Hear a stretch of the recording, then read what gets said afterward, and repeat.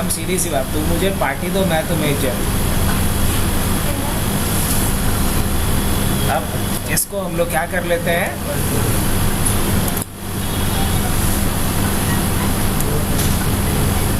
अब तुम्हारे ग्रुप में सबसे कमाने वाला है वही तुम्हारा दोस्त है ना। अब करना क्या है इसमें, तो देखो हमने दो चीज़ कर दिया, होस्ट नेम और फिर क्या कर दिया, इफ कॉन्फिग, दोनों चीज़ हमने सेट कर दिया, होस्ट नेम भी और आईपी। अब मुझे अब आ जाते हैं किधर, फायरवॉल पे। पहले फायरवॉल के लिए क्या लिखते हैं, सिस्टम CTL और अगर देखना है तो स्टेटस फायरवॉल D। अब हमें ये बंद करना है तो system CTL stop firewall D। अब ये पासवर्ड मांगेगा, पासवर्ड क्यों मांग रहा है, बिकॉज ये रूट से मैं लॉगिन नहीं हूँ। कर दिया स्टॉप। अब हम अगर चाहें तो रूट से लॉगिन कर जाएं ताकि बार बार परेशानी न झेलना पड़े, कोई नहीं। अब हम लोग यहाँ से क्या कर रहे हैं, क्या हाँ ऐसा बोलोगे, IP यूज़र पे थोड़ी असाइन होता है, वो तो सिस्टम पे असाइन होता है। यहाँ से नॉट लिस्टेड पे आ जाएंगे और यूज़र नेम में रूट डाल देते हैं, पासवर्ड में क्या डाल देते हैं, ABC@123, यही था ना इस पे, ये डाल।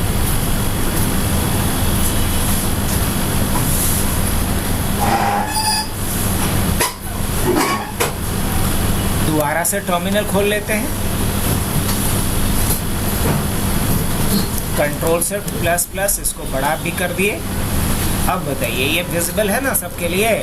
अब देखो सौम्या का गलतफहमी दूर हुआ, नाम इसी का चेंज हुआ है ना, इफ कॉन्फिग, IP इसी पे डला है ना, तो IP इस पे डला है, होस्ट नेम इस पे सेट हो गया, दो चीज़ें हो गई, होस्ट नेम और IP।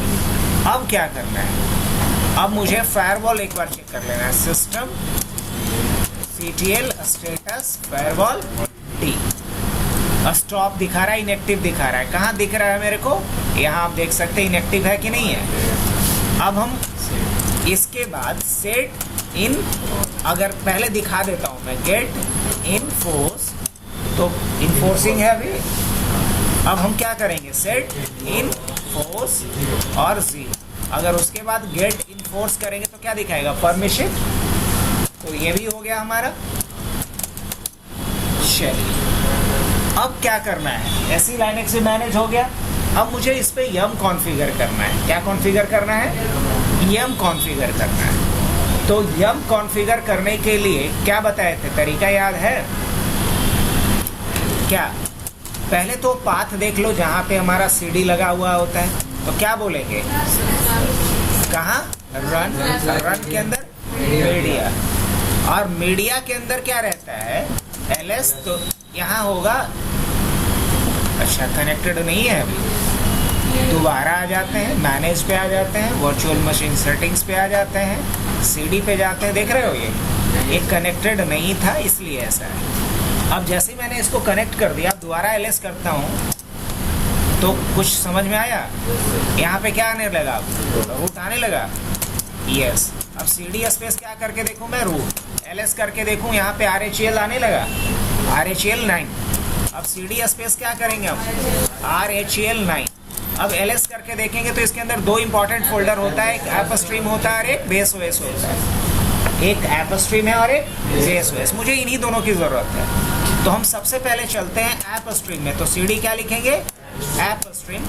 अब यहाँ तक आने के बाद हमें इसका करंट पाथ उठा लेना है, तो हम अभी कहाँ तक पहुँचे हैं मुझे ये देखना है, तो क्या लिखेंगे, PWD, मतलब प्रिंट वर्किंग डायरेक्टली। और उसके बाद इसको क्या कर लेना है, यहाँ से इसको कॉपी कर लेना है, प्रिंट वर्किंग डायरेक्टरी करके इस पाथ कॉपी कर लिया। अब ये वाला जो कॉपी किया हमने, इसको कहाँ डालना पड़ेगा, यम सर्वर का कोई एक फाइल होगा, क्योंकि लाइनेक्स में हमने पढ़ा है, या नहीं भी पढ़ा तो सुन लेते हैं एक बार, लाइनेक्स में सब कुछ फाइल इंक्लूडिंग ऑल हार्डवेयर, मतलब हार्ड डिस्क है, CD रोम है, सबको लाइनेक्स किस तरीके से ट्रीट करता है, एज अ फाइल। तो हमें कोई एक फाइल मिल रहा होगा जिसमें जाकर के यम का हम कॉन्फ़िगरेशन कर सकते हैं। तो जब आप हैं यहाँ तो लाइनक्स का यम का जो कॉन्फ़िगरेशन फाइल होता है उसके अंदर जाकर के हमें पाथ सेट करना पड़ेगा। अब वो फाइल कहाँ मिलता है, तो vi अगर मैं दिखाऊं वहाँ तक जा कर के तो cd स्पेस etc सारा लाइनक्स का कॉन्फ़िगरेशन फाइल कहाँ रहता है, etc के अंदर, और यहाँ मिलेगा yum.repos.d। इस लोकेशन पे आ गए। यहाँ जा कर के ls करके देखोगे तो पहले से कुछ है, अच्छी बात है, कुछ नहीं है, रहता तो मिटाना पड़ता। अब हम करेंगे क्या, यहाँ जाकर के एक फाइल बनाएंगे। तो क्या लिखेंगे, vi, और हमने लिखा क्या, server डॉट।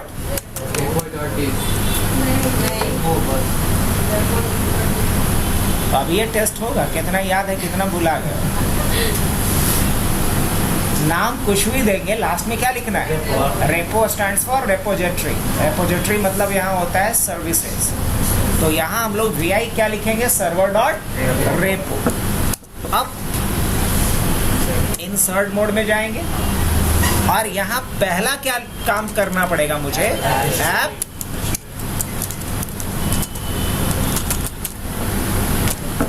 और उसके बाद क्या लिखना होता है, बेस। अच्छा नेम भी डाल दें, चलो नेम डाल, और नेम में क्या डाल देते हैं, ऐप स्ट्रिंग। अब उसके बाद क्या डाल देते हैं, बेस URL। मेन तो यही लाइन है, मेन लाइन क्या है ये। अब यहाँ क्या लिखेंगे, क्या लिखेंगे, अब कुछ उसके पहले नहीं लिखना पड़ता है, और अब यहाँ पेस्ट करते हैं, तीने को स्लैश है ना, दो को देंगे तो एरर आ जाए। अब ये वाला लोकेशन हो गया, आगे बढ़े। अब उसके बाद क्या लिखना होता है, GPGCHECK, और ग्रुप पॉलिसी GPG चेक मतलब group policy check. GPG check क्या कर देंगे, 0। ग्रुप पॉलिसी चेक करेगा तो इंस्टॉल न करने देंगे, इसलिए इसको क्या करके रखेंगे। अब उसी तरीके से फिर कहाँ आएंगे, बेस OS, और इसमें भी क्या करेंगे, नाम क्या डाल देंगे, बेस OS, और उसके बाद क्या डालेंगे, बेस URL, और बेस URL और का पेस्ट कर दोगे। लेकिन यहाँ पे सिर्फ क्या लिख देना पड़ेगा, बेस, ऐसे नहीं लिखा रहता है, और GPGCHECK इक्वल टू 0। अब यम का जो हमें कॉन्फ़िगरेशन करना था वो हमने यहाँ से कर लिया। इस फाइल को अब सेव करना है। सेव करने के लिए क्या लिखना होता है, WQ कर दिया। अब स्क्रीन को क्लियर कर लिया, हो गया यहाँ तक। अब हमें यहाँ पे लिखना होगा यम क्लीन ऑल, ये भी हो गया। अब हमें देखना है कि हुआ या नहीं, तो क्या लिखेंगे, यम रेपो लिस्ट। ठीक है।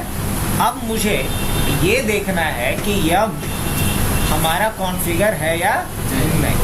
अब यम कॉन्फ़िगर है या नहीं, अगर ये मेरे को देखना है तो क्या लिखेंगे, यम इंस्टॉल, और क्या करना पड़ेगा, कोई एक RPM करके देख लेते हैं। तो फिलहाल हमें अभी ज़रूरत किसकी है, MariaDB।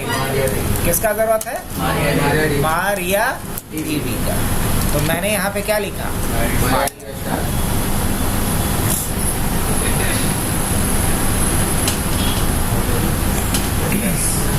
कर दिया जाए। क्या करेंगे यहाँ पे, Y और N।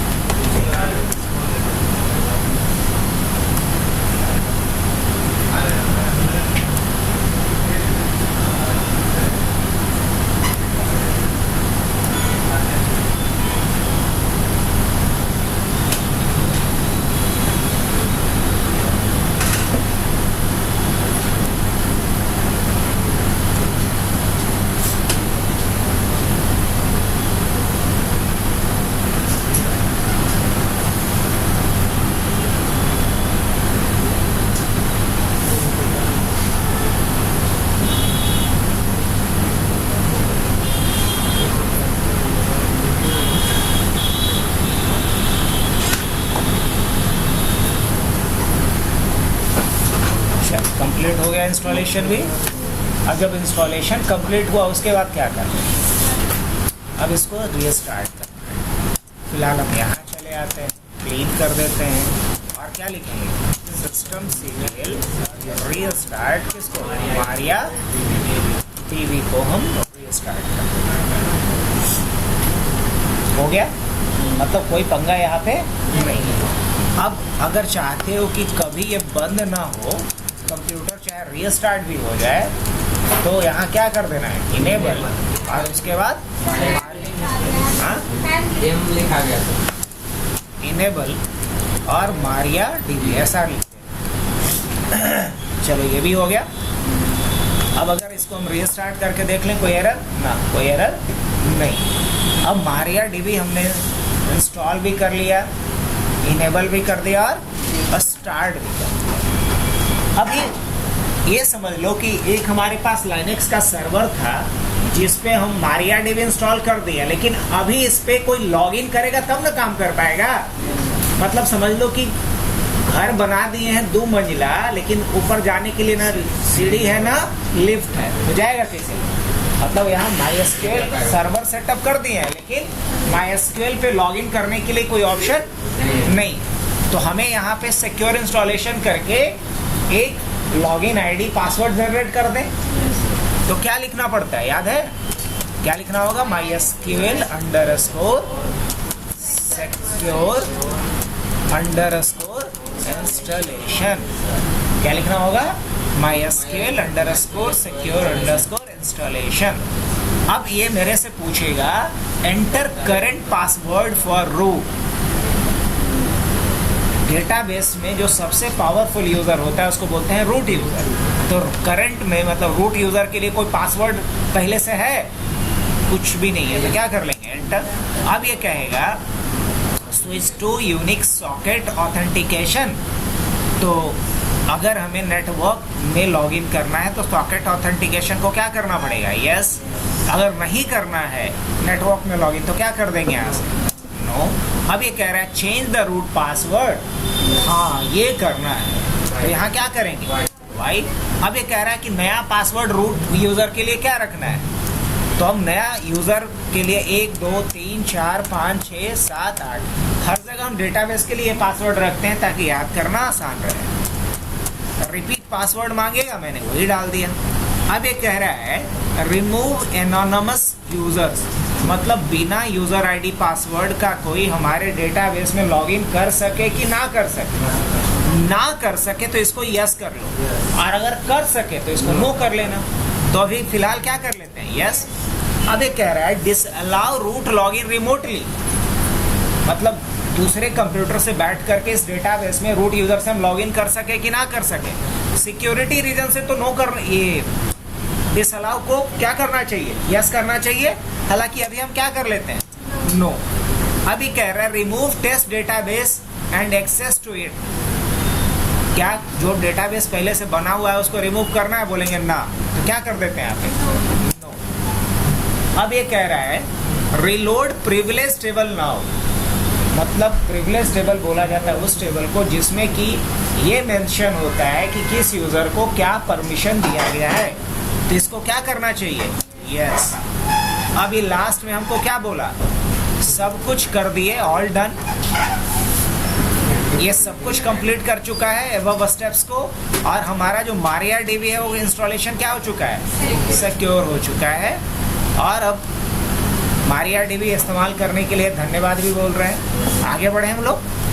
चलिए, तो अभी तक हमने क्या क्या किया बोलो? अभी तक हमने ओएस इंस्टॉल कर लिया, होस्ट नेम सेट कर दिया, आईपी सेट कर दिया, फायरवॉल RAC लाइनेक्स सेट कर दिया। अब उसके बाद क्या किया? यम का कॉन्फ़िगरेशन भी कर लिया। क्या? और यम कॉन्फ़िगरेशन के बाद हम लोग क्या किए? मारिया डीबी हम लोग इंस्टॉल कर लिए, कॉन्फ़िगर भी कर लिए। मारिया डीबी इंस्टॉल और कॉन्फ़िगर भी कर लिए। अब हमको डेटाबेस के ऊपर काम करना है। क्या करना है? हाँ, अब हमें work with data base using Maria dB.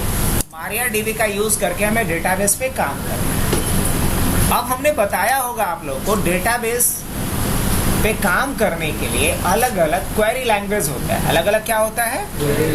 अलग अलग क्वेरी लैंग्वेज होता है। याद है किसी को? Different query language use to work with DBMS like MariaDB। अगर आप किसी भी DBMS के साथ काम करना चाहते हो किसी डेटाबेस के लिए, तो इसके लिए क्या दिया हुआ रहता है? Different query language. अब कौन कौन सा क्वेरी लैंग्वेज याद है तुम लोग को? जैसे इसमें पहला क्वेरी लैंग्वेज आता है आपका DDL। DDL का फुल फॉर्म क्या होता है? Data definition language. DDL का फुल फॉर्म क्या होता है? Data definition language. इसके द्वारा क्या होता है? डेटा, क्या बोलोगे? Data definition language language query is used to create and manage a structure। तो स्ट्रक्चर को बनाने और संभालने के लिए किसका इस्तेमाल होता है? DDL क्वेरी का। स्ट्रक्चर को बनाने और संभालने के लिए किसका इस्तेमाल होता है? DDL का क्वेरी। अब जो DDL का क्वेरी होता है, अगर इसका उदाहरण की बात की जाए कि DDL क्वेरी का नाम बता दो, तो क्या बोल सकते हो? एक आध दो को DDL क्वेरी का नाम याद है?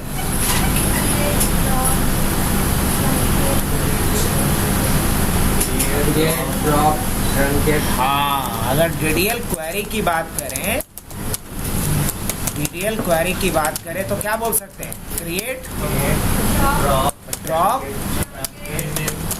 Truncate, rename,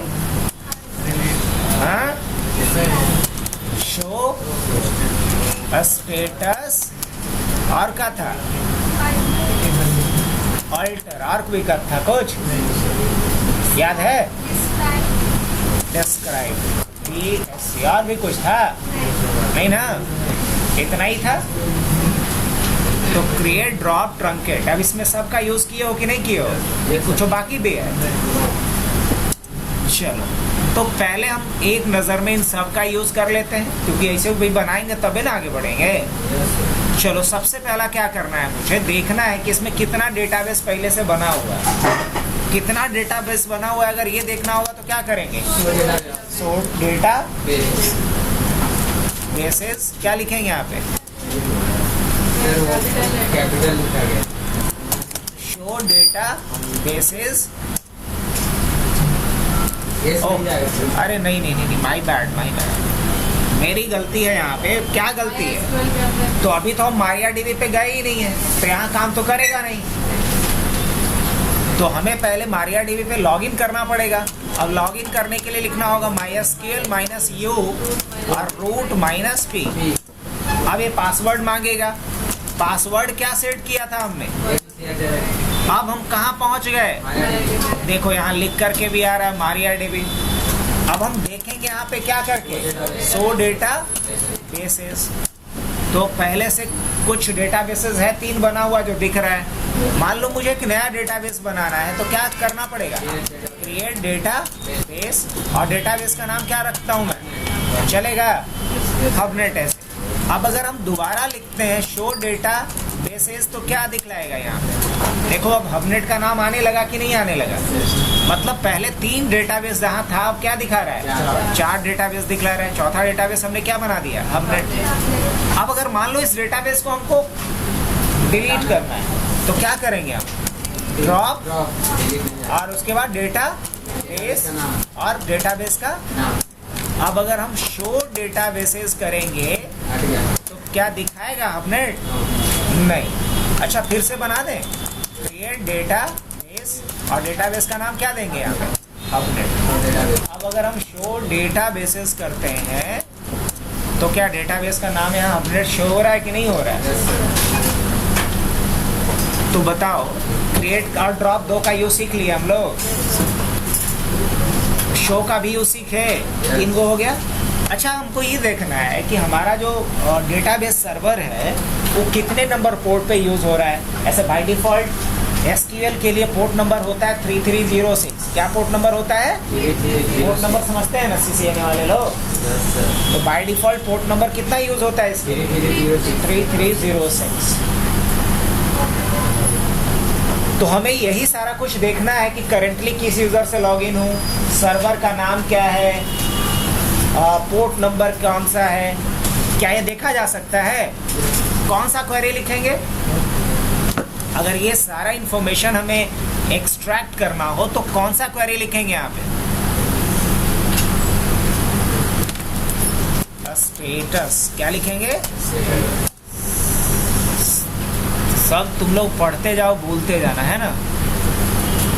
status. अब देखो ये सारी जानकारी मेरे को दे रहा है कि नहीं स्टेटस। कनेक्शन आईडी क्या है, करंटली मैं किस यूज़र से लॉगिन हूँ, एसएसएल नहीं सेट है, पेजेस कौन सा है, सर्वर का नाम क्या है, सर्वर का वर्जन कौन सा है, प्रोटोकॉल का वर्जन कौन सा है, कनेक्शन कौन सा किया गया है। ये सारी जानकारी यहाँ पे आप सारा डिटेल निकाल सकते हो। आप ये कितनी देर से लॉगिन है लोग इस पे, ये सारा डिटेल यहाँ मिल गया कि नहीं। ये कौन सा क्वेरी चलाया था मैंने? UTF-8 क्या दिखा रहा है? UTF-8 इनकोडिंग स्कीम होता है। क्या होता है ये? Encoding scheme. अगर फिर भी नहीं समझ में आया तो थोड़ा इंतजार करो, बता दूँ। अब इसके बाद अभी तक जितना क्वेरी था तो उसमें क्रिएट देखा हमने, स्टेटस देखा हमने, शो देखा हमने, ड्रॉप देखा। अब बाकी क्या रहा इसमें? अल्टर बाकी रहा, रीनेम बाकी रहा और डिस्क्राइब बाकी रहा, है ना? तो देख लेते हैं। तो अल्टर, रीनेम और डिस्क्राइब के लिए हमें टेबल पहले बनाना पड़ेगा। क्या बनाना पड़ेगा? अभी तक खाली क्या बनाया? डेटाबेस।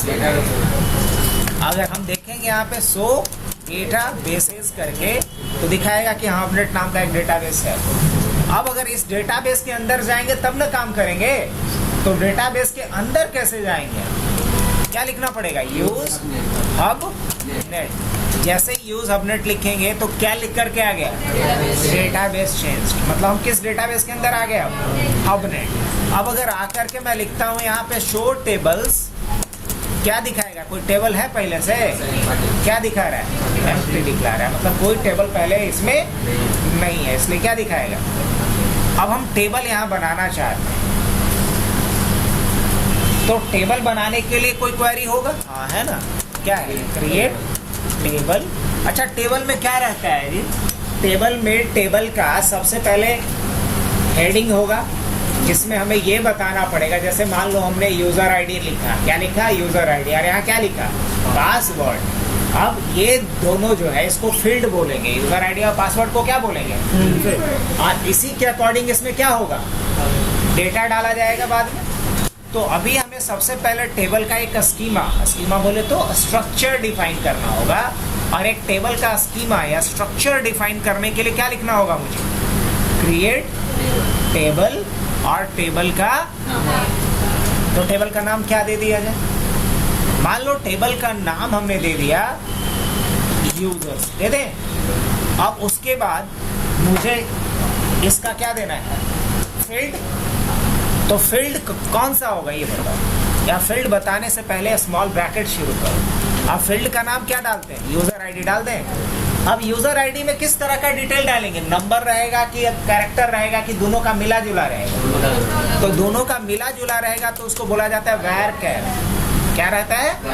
अब ये यूजर आईडी क्या हुआ? नाम। ये फील्ड का नाम हुआ। अब वैर कैर उसका क्या हुआ? टाइप हुआ। क्या हुआ? टाइप हुआ। अब हमें साइज बताना होता है। क्या बताना होता है? साइज।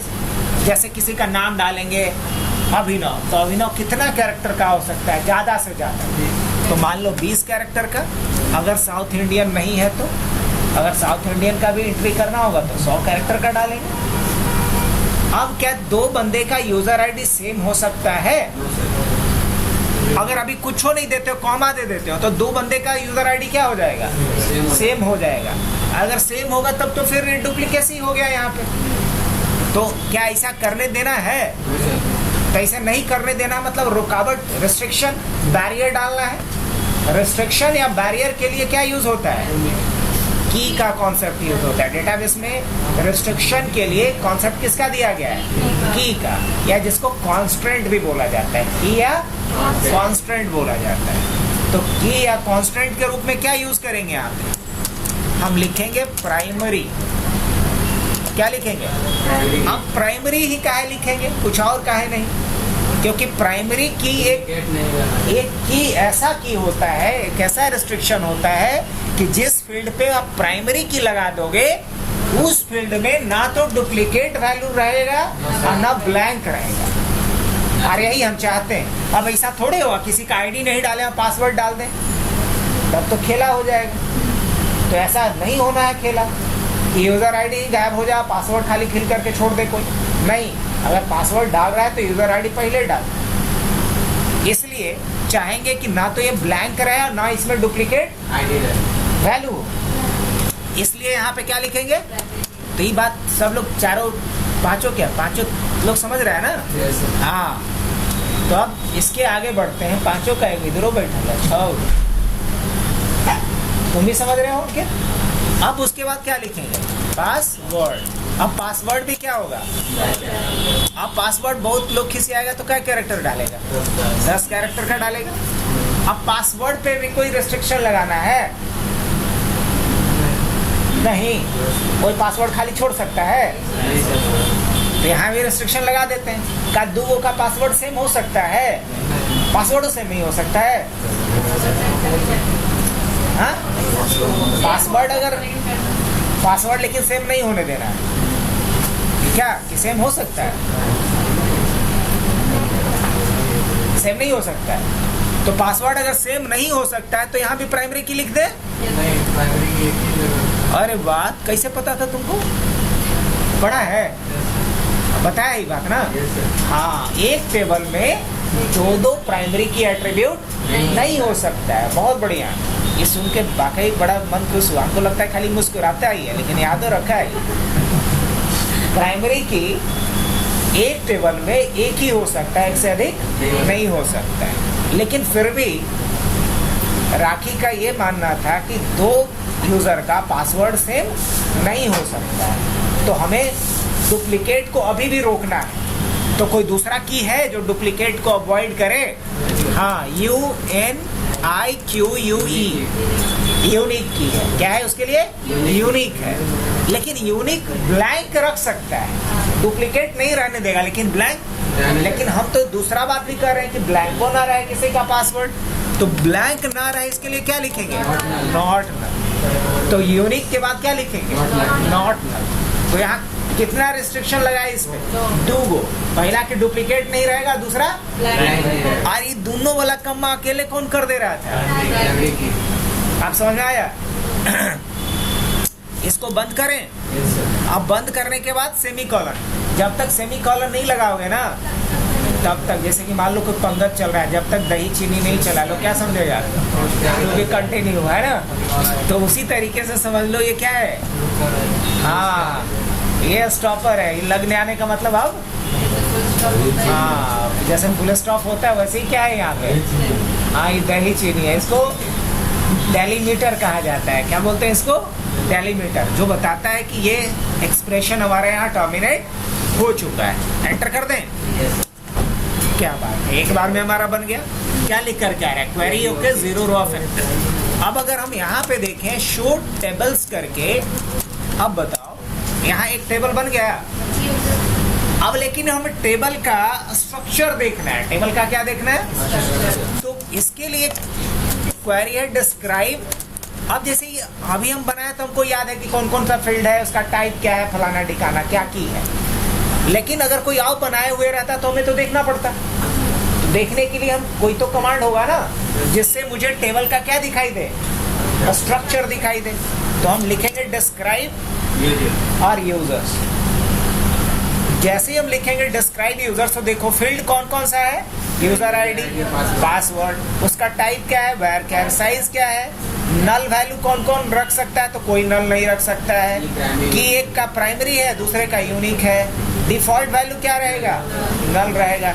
एक्स्ट्रा पे भी ध्यान मत दो, बाद में बता देंगे। एक्स्ट्रा का भी मतलब होता है हम चाहते हैं कि कोई ऑटोमेटिक वैल्यू आ जाए इसमें, तो वहाँ पे एक्स्ट्रा नहीं, वो डिफॉल्ट अलग होता है, कैलकुलेट होकर के। जैसे हम आगे कोई प्रोडक्ट वगैरह मैनेजमेंट बताएंगे, या शायद आदित्य बताया भी होगा, जिसमें कि अगर मान लो हम प्रोडक्ट का नाम लिखे, क्वांटिटी लिखे, रेट लिखे, तो उसका टोटल और जीएसटी अपने आप फिल हो जाएगा।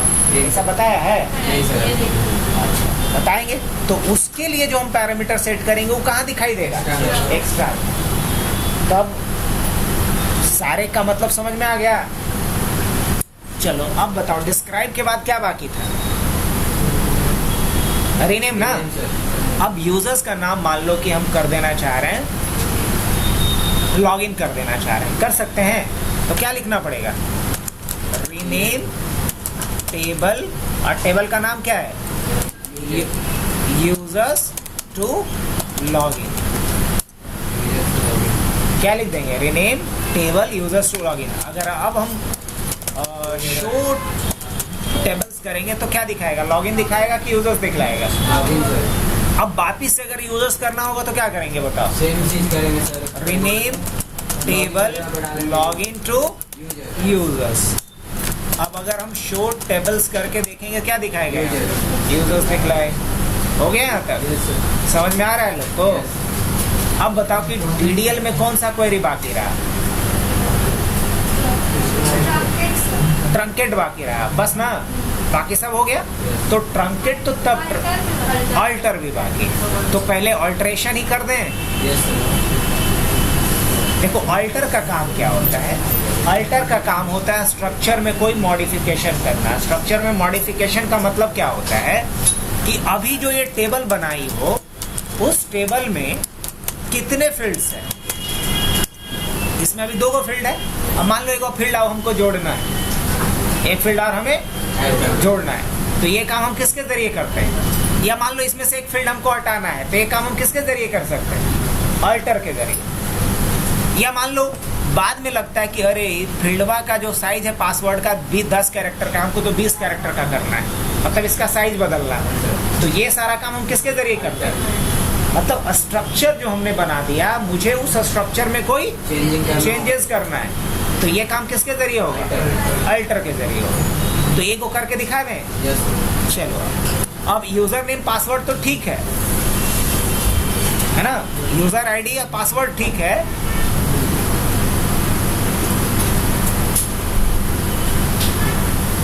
एक और क्या ले लिया जाए, फोन ले लिया जाए,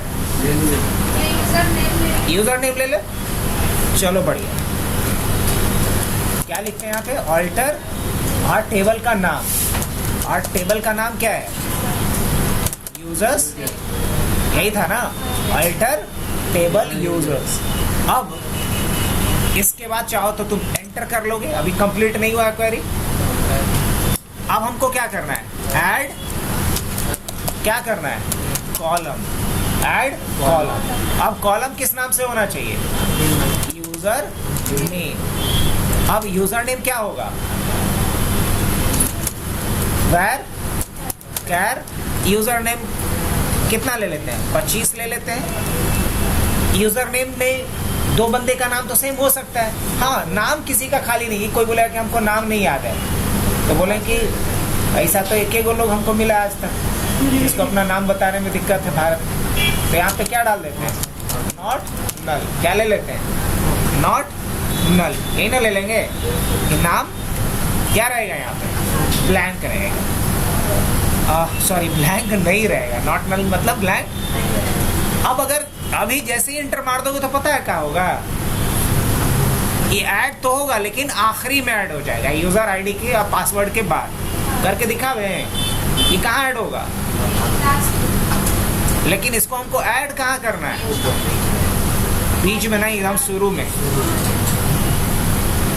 अगर कुछ भी ना लिखते हैं तो कहाँ ऐड होगा, चलो पहले देख लो क्या करते हैं यहाँ पे, शो काहे को करेंगे, हम लिख दिया तो तुम बोल दोगे डिस्क्राइब यूजर्स और इसके बाद एंटर जैसे ही करेंगे तो यूजर नेम कहाँ आ गया, ये अच्छा नहीं लगेगा, नेम पहले ना, तब यहाँ से डिलीट करके शुरू में जोड़ दें।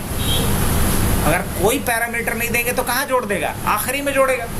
अब हटाना है तो क्या करेंगे, ऑल्टर टेबल यूजर्स, और फिर क्या करेंगे,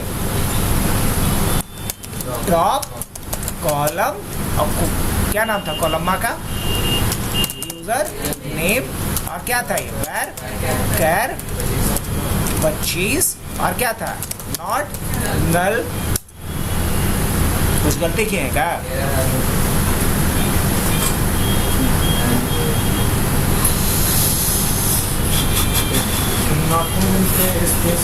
हाँ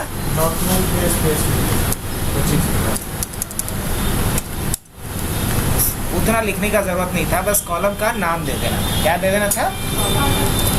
अब अगर हम लिखते हैं डिस्क्राइब यूजर्स तो सही है। अब हमको शुरू में जोड़ना है यूजर, है ना, तो क्या लिखेंगे, ऑल्टर टेबल, और टेबल का नाम क्या है, यूजर्स। अंकित को समझ में आ रहा है कुछ थोड़ा बहुत। अब इसके बाद क्या डालेंगे, ऐड कॉलम, और कॉलम का नाम क्या सोचा है, यूजर नेम, और क्या होगा वैर कैर कितने का, 25 का। अब यहाँ पे तुम डाल सकते हो आफ्टर या बिफोर, क्या डाल सकते हो, आफ्टर तो लिखेंगे नहीं, बिफोर। अब बिफोर किसके, यूजर आईडी। और यहाँ पे वो चीज और छोड़ रहे हैं, क्या, नॉट नल। और उसके बाद क्या डालेंगे, बिफोर यूजर आईडी।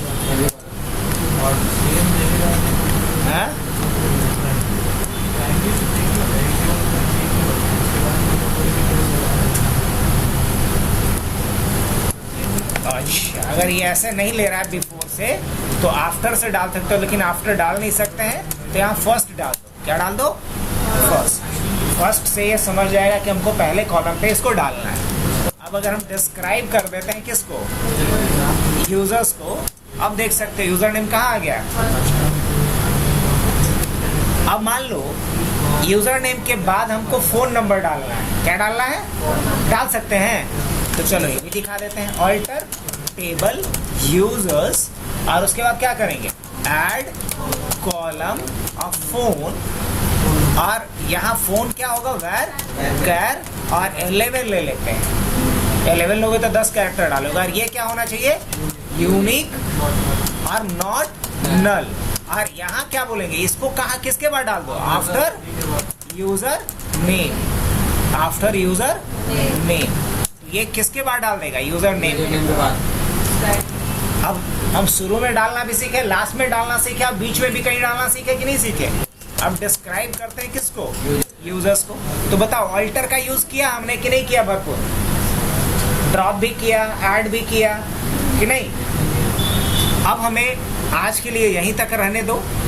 डीडीएल का सारा अभी जैसे रिकॉर्ड कर दिए, कल आगे क्वेरी रिकॉर्ड कर देंगे, चलेगा। Yes sir.